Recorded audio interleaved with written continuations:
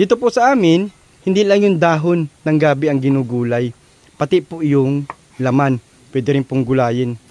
Ang tawag po ng gabi na ganyan sa amin ay linsa. Ganyan po yan. Ganito po siya. Masarap po yan, ginataan. Ang lahok po ay itong daing na pugot, kung tawagin dito sa amin. Ay, napakasarap po nitong pag-ulam. Nagugulay din po ba kayo ng ganyan?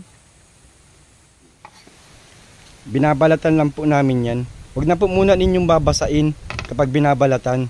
Kasi once na nabasa na po ito, kakatin na po yan.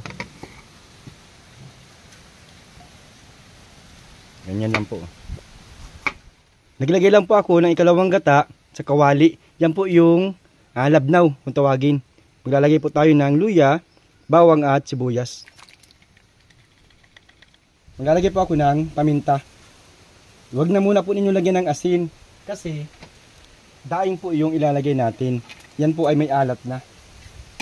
Sabay-sabay na po natin yan ilagay.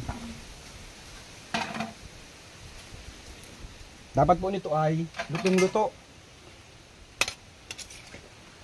Yan po ang sekreto. Kapag nagluluto ng gabi, kahit laman ng gabi, dapat po lutong-luto para hindi makati. Pakuluin po natin ito. Nasa 30 minutes ko pong pinakuluan para sure na sure po ako na lutong-luto at walang kati. Sarap nito mga ka-idol, oh. Naglalapot-lapot na, wala pa yan, di putok. So maglalagay ako ng sili. Tsaka nga itong di putok o kakanggata ay ilalagay ko na para mas lalong mag-creamy. And then another pakulo para mas lalong lumapot, then okay na yan mga ka-idol. Pakita ko lang po ulit yung aming mga plat. Ito po yung kamatis and then may dagdag po kaming talong na pananim.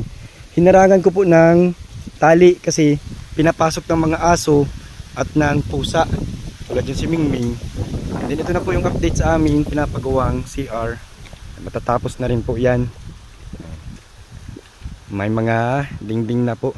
Dinihintayin lang po namin yung additional na pawid na i-deliver para malagyan na po din dito. Pawid na lang din po yung magiging dingding nitong aming CR. Ito na po ang aking ginataang linsa o ginataang laman ng gabi. Napakabango mga ka-idol. Napakasarap ng kainin nito mga ka-idol. Talagang creamy ang pagkaluto. So kakain na kami. So yun lang po mga ka-idol. Ginataang laman ng gabi or linsa. Kakain muna kami at marami pa kaming gagawin dito. Yan sila. So yun lang po. Please follow, like, and share. Bye bye. Sarap. Sarap yan mga ka-idol.